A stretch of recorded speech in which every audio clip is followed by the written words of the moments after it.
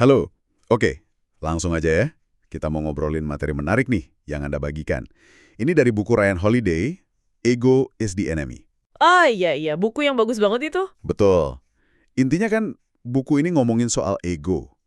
Tapi bukan ego versi Freud ya. Lebih ke rasa pede yang kelewatan, sombong, atau ambisi pribadi yang nggak sehat gitu. Tepat. Dan gimana rasa itu bisa jadi musuh terbesar kita sendiri. Nah, itu dia. Jadi, misi kita sekarang, ini mau coba bongkar gimana sih cara kerja ego ini, terutama di 3 fase hidup yang sering kita alami. 3 fase ya? Aspirasi, sukses, sama kegagalan. Betul, waktu kita lagi berjuang, ngejar sesuatu, terus pas kita udah sukses, udah di atas, dan ya, waktu kita gagal atau jatuh, kita mau lihat gimana ego ini bisa jadi batu sandungan di situ semua. Yang menarik menurut saya dari materi ini adalah penegasannya kalau ego itu bukan sesuatu yang mutlak harus dituruti. Bisa dikelola kok, bisa diarahkan. Jadi bukan dihilangin total ya? Bukan. Lebih ke kita sadar, oh ini ego lagi ngomong nih. Dan tahu dampaknya apa. Nanti kita lihat contoh-contoh nyata dari sejarah juga kan. Ada yang berhasil, ada yang ya gagal ngendaliin egonya. Oke, sip. Yuk kita bedah, mulai dari yang pertama, aspirasi. Pas kita baru mulai, lagi semangat-semangatnya nih. Nah, ini sering banget kejadian. Ego itu bisa bikin kita lebih banyak, ngomong doang daripada kerja nyata. Kayak kutipan John Boyd yang di buku itu ya, mau jadi orang atau melakukan sesuatu. Persis. Ego itu dorongannya ke jadi orang, pengen kelihatan hebat, pengen diakui.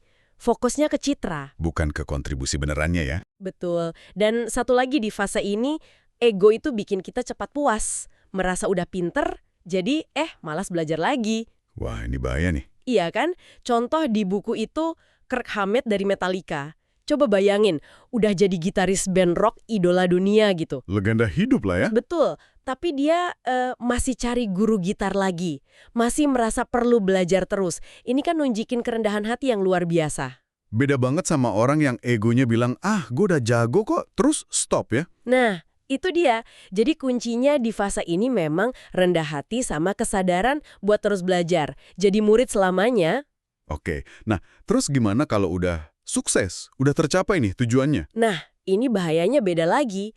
Sukses itu bisa membutakan. Contohnya yang di materi Anda, Howard Hughes itu ya, jenius padahal. Jenius, kaya raya, tapi ya itu egonya gede banget. Ujung-ujungnya malah menghancurkan potensinya sendiri, buang-buang sumber daya, hidupnya tragis gitu. Sayang banget ya, padahal potensinya luar biasa. Beda cerita sama George K. Marshall.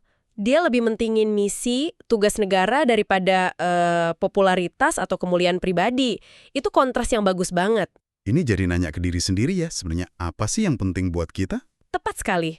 Sukses itu sering bikin prioritas kita geser. Ego muncul, bikin jadi iri, serakah, malah kehilangan arah.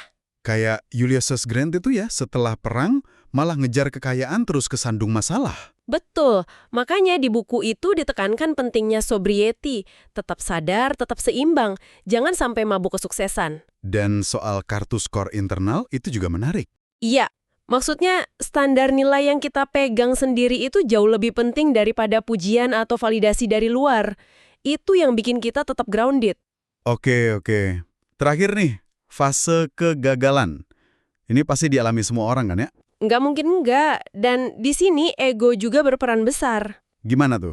Ego bikin kita susah nerima kenyataan kalau kita gagal. Susah belajar dari kesalahan. Bawaannya pengen nyalahin orang lain, nyalahin situasi. Defensif gitu ya? Iya, tapi lihat contoh Katharine Graham di Washington Post. Setelah tragedi pribadi, dia ambil alih perusahaan, hadapi krisis gede kayak Pentagon Papers, Watergate. Itu kan tekanan luar biasa ya? Luar biasa. Tapi dia hadapi itu bukan dengan arogansi, tapi dengan ketangguhan yang tenang. Itu kekuatan tanpa ego. Terus ada konsep a lifetime sama dead time itu juga ya? Iya, dari pengalaman Malcolm X di penjara. Kegagalan atau masa sulit itu bisa jadi dead time, waktu mati, kalau kita cuma pasrah, marah, nyalahin keadaan. Atau bisa jadi a lifetime. Betul. Kayak Malcolm X, dia pakai waktunya di penjara buat belajar habis-habisan.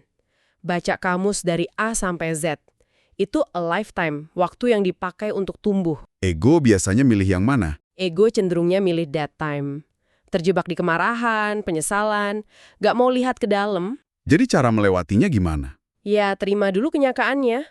Terus fokus ke usaha kita, ke prosesnya. Bukan cuma ke hasil akhir. Lakukan yang terbaik aja, apapun hasilnya nanti, itu udah cukup. Oke, jadi kalau dirangkum nih, intinya apa sih buat pendengar kita? Intinya ya, ego ini kayak musuh yang nyempil terus di setiap fase hidup kita. Pas lagi berjuang, pas sukses, pas gagal. Selalu ada. Dan dia bisa membutakan kita ya, bikin kita berhenti belajar, merusak hubungan. Iya, bahkan bisa mengubah kesuksesan jadi kehancuran. Bahaya banget. Jadi ngelolanya gimana? Wah, itu perjalanan seumur hidup. Kayak nyapu lantai aja, di buku itu dibilang, tiap hari kotor lagi, ya disapu lagi. Perlu kewaspadaan terus-menerus. Milih rendah hati daripada sombong ya. Iya, Milih punya tujuan yang jelas daripada cuma ambisi kosong. Dan yang penting, terus belajar dari pengalaman. Pengalaman sendiri atau ya cerita orang lain kayak yang kita bahas ini. Pertarungan ini di dalam diri soalnya. oke. Nah, sebagai penutup nih, mungkin ada satu pertanyaan buat Anda renungkan di rumah. Boleh, apa tuh? Kalau ego ini memang musuh internal yang selalu ngintai kita, langkah konkret apa sih yang bisa Anda ambil hari ini juga buat mastiin kalau kendalinya ada di tangan Anda, bukan di tangan ego Anda? Pertanyaan bagus buat refleksi.